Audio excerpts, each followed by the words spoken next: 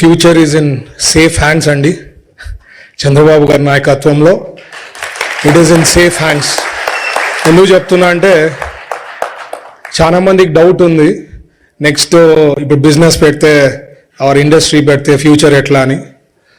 ఒకటే చెప్తున్నా అందరికీ, సొంత చెల్లికి సొంత మదర్కే న్యాయం చేయనోడు 5 కోట్ల మందికి ప్రజలకి ఏం చేయగలుగుతాడు అనేది ప్రతి ఒక్కరు ఆలోచించాలా. ఓటేసేప్పుడు ఖచ్చితంగా 1 నిమిషమన్నా ఆలోచిస్తారు కాబట్టి it is in safe hands, no issue. ఖచ్చితంగా తెలుగుదేశం పార్టీ కొన్ని డికేట్స్ పాలిస్తుంది, so there is no problem.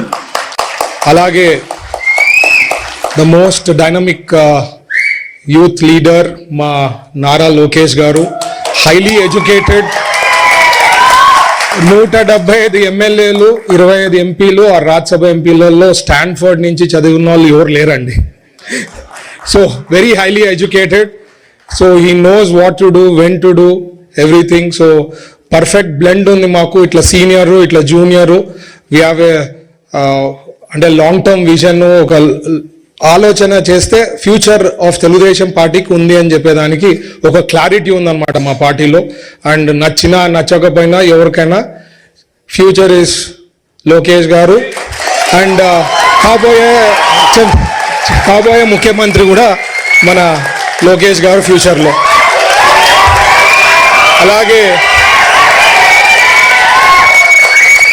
మన రామ్మోహన్ నాయుడు గారు, the youngest cabinet minister in union government.